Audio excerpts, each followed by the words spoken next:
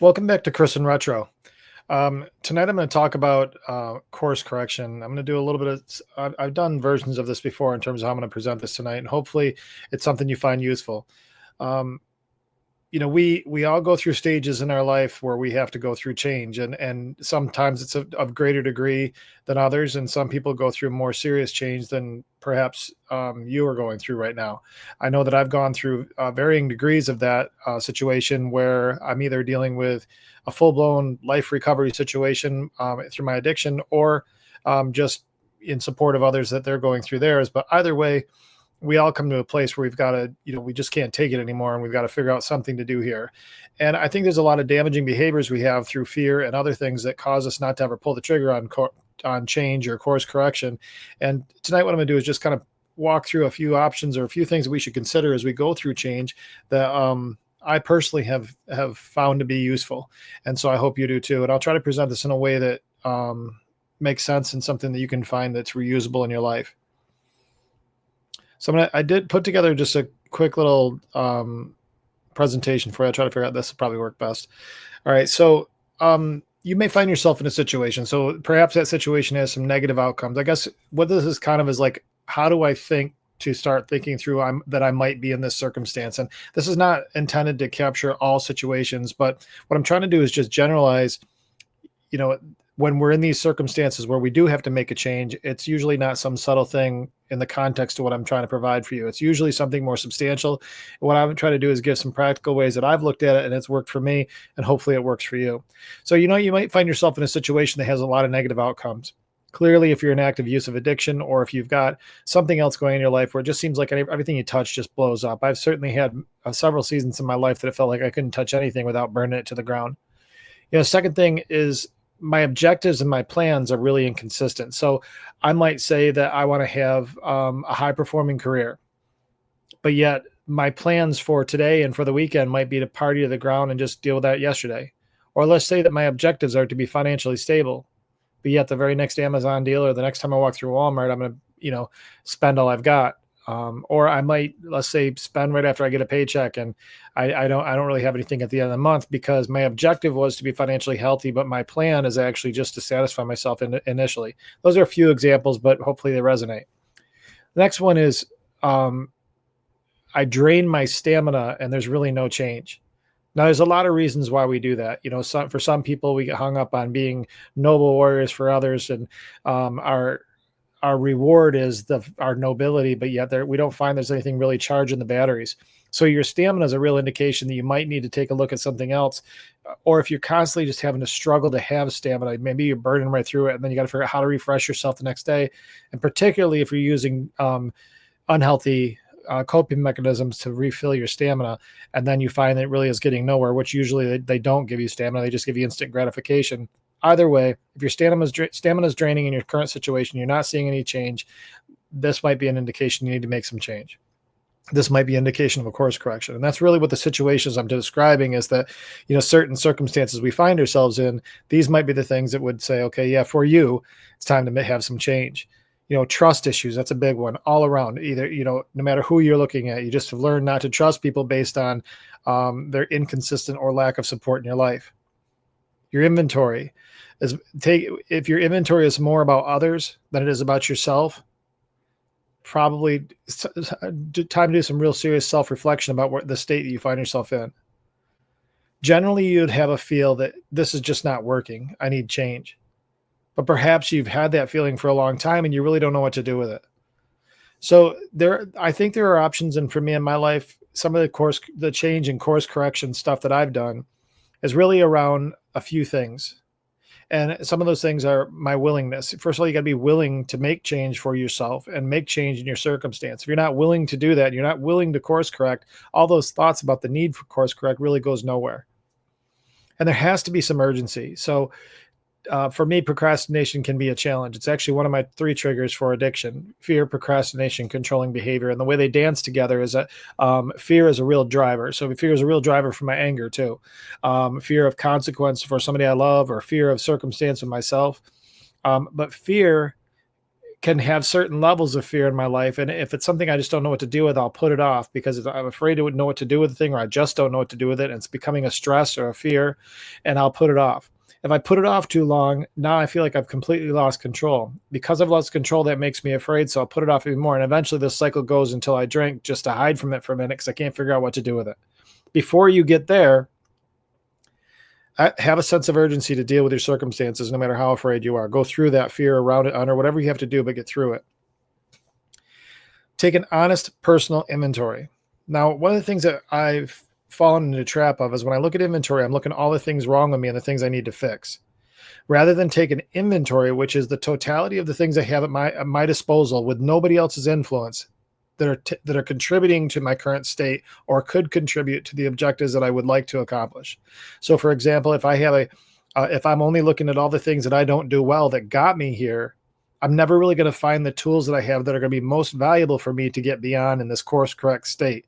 And so in that case, you need to do the both positive and negative and the in between. So you know the full bag of things that you have to deal with, or at least circumvent as you go down this new path.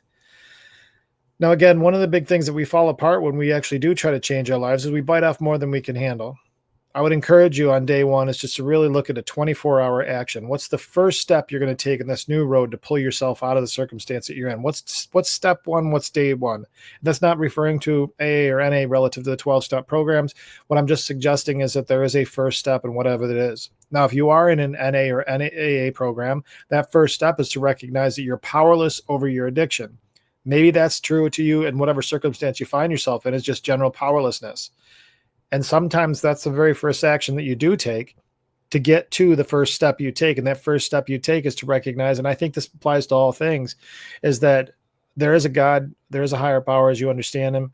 And he will, and that's the third step you would take, is really just knowing that if you gave it, he'd take it. And then beyond that, it's all work for you. Have for yourself trusted or trustable accountability. Now, all of us have trust issues to some extent or another, but I think addicts really get to a place, for myself as an alcoholic, I have a place of real trust issues. I don't trust really many people. And it's something I really have to work on to say, look, what standard am I holding people to that I call them untrustable? Now, if they've bold-faced lied to me or betrayed me multiple times over, of course, that's not somebody that you would find trustable or that you would currently trust. They might be trustable, but for whatever reason, they're not trustworthy right now. Challenge yourself. Is it just you choosing to not trust people, or is there evidence of them not being trustworthy? And so that's why I say worded this way: trusted or trustable. So that if this person has the opportunity you think to be trustable, that should be somebody that at least that type of person can be an accountability partner as you go on this course correction. Now, why does accountability matter? Well, accountability helps us stay honest. It helps us understand that we're making moves that seem to be working. Because I don't know about you, my biggest enemy is my own mind. As I go through any kind of trouble, or especially when I'm trying to make a new path, I'm likely to make some decisions that may cause me to stumble. And having an accountability partner that is at least trustable, I can at least have an assessment from them, whether I take it at face value or whole value or no value. At least I'm getting somebody to take a look at the work I'm doing and provide some feedback. I would encourage you to stay away from people that you find no value in their feedback. However, I'm suggesting that having anybody there initially is going to be important. So you've gone down this road, you've got this circumstance, you're trying to course correct it, but you're going to be on the road for a while. Course correction is certainly not a one-time event. It is a day one occurrence that gets you there to get started, but it's multiple 24-hour periods till you get to a place that things start to improve and your life starts to match up with the objectives that you have for it. I guess I'd start with one thing, is even knowing what your objective is. I didn't state that in here, but that's super important.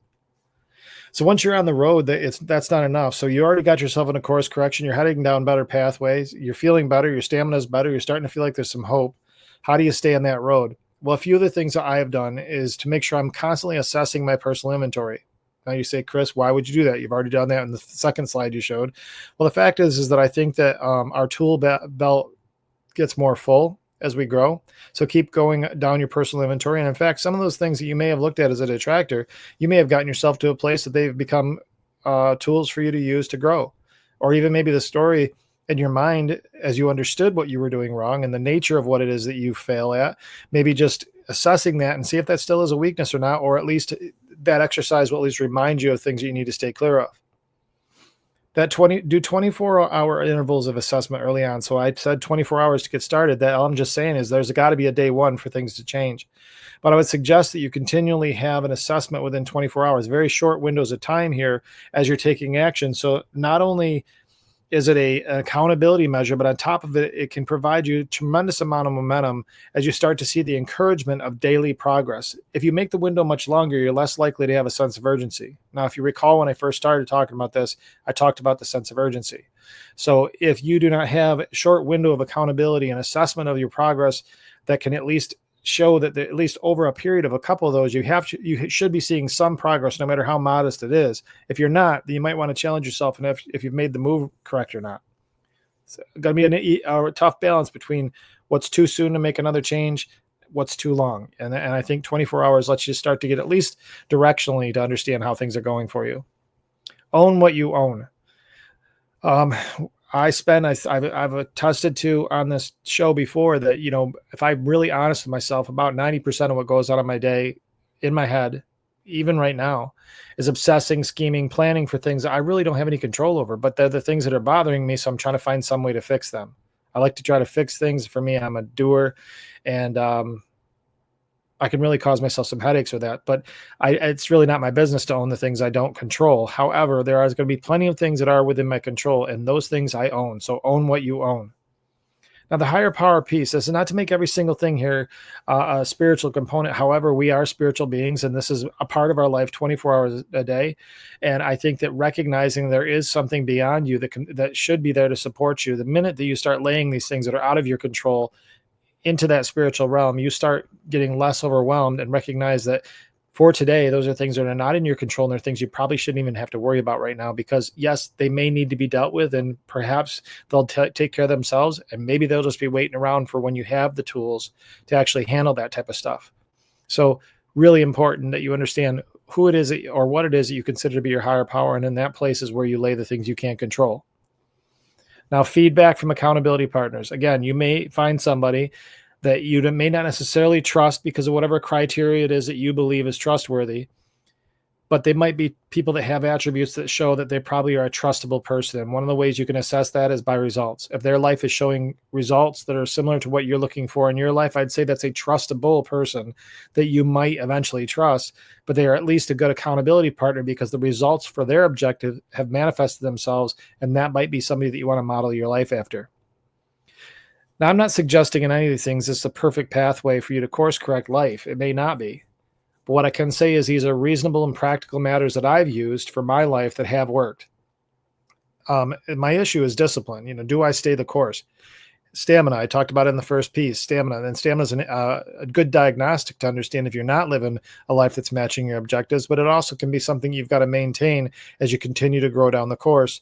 And so I think stamina is a good one as a diagnostic to show where you're at. If nothing else, if your stamina starts to wane and you are seeing the results of your work leaning more towards your objective than they used to be, your accountability partner, whoever it is that you have that's in support of you, can be somebody that you can lean on to help get a little bit more energy out of it. Maybe it's just you're controlling things you shouldn't be controlling. Maybe there's things that you're owning that you shouldn't own. Maybe you haven't taken a full inventory and you're still trying to obsess over other people's inventory. Who knows? But having an accountability partner can help you make a better determination about, why it is that you're so tired all the time, why it is that you don't have the energy, even in the face of the fact that you're seeing the results for your new living that is course correcting and causing you to get the objectives that you set out to accomplish.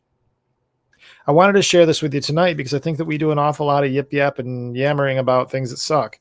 We don't really, we sit back and fuss about, oh, this person did this to me, or that person did this to me, or, oh my God, look at them. They got all this stuff and they're way worse than me. Man, it's such a wasted amount of energy to do that. If you truly are not happy with your current situation and it's not matching with the objectives you have for your life, then it's time for an honest conversation with yourself. Pen to paper is really important, I think, and all this and that. These are things that, all things that I've used as tactics to help me through. So I hope these few things that I shared with you, if you're finding yourself in a situation where life is not working out and you really think something's got to change, a couple of these things are really more practical steps to find a doing mechanism for getting beyond the stage you're in. Several of them interweave between the Alcoholics Anonymous and Narcotics Anonymous groups. doesn't mean that this is directly drawn from that. There's many other things we have to consider in our regular lives that aren't necessarily matching up with that. And I hope to have shared some of that with you tonight. I hope you find this useful. That we all face times of change. We all face circumstances that, we tend to lean on counselors. And I'm not really saying that counselors are bad at all. What I'm suggesting, though, is you still have to live your life. And that isn't always something you can sit in front of a counselor to do. You've got to do the work yourself. And there's some practical things that I just shared with you that maybe a counselor would recommend. Maybe they wouldn't. I don't know.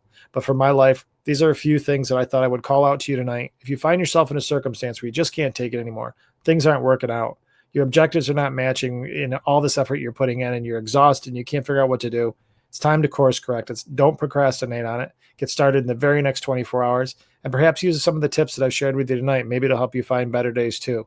It did for me. I do hope it for you. Guys, please like and subscribe. The channel continues to grow. We're getting near 5,000 subscribers. We'll probably at 4,800 or so after tonight. I really appreciate the support, and I'll continue to produce content that hopefully is you find beneficial. And what I'm hoping is that these are seeds of opportunity for you to embrace and glean something from it that can help you find a better situation for your life. The things I share, I have observed in my own life, and I've seen the results that I profess on here. Thanks again, guys, for tuning in. I'd love to hear your comments on this. Between now and the next time we talk, I'm going to do everything I can to stay out of trouble, and I hope you do too.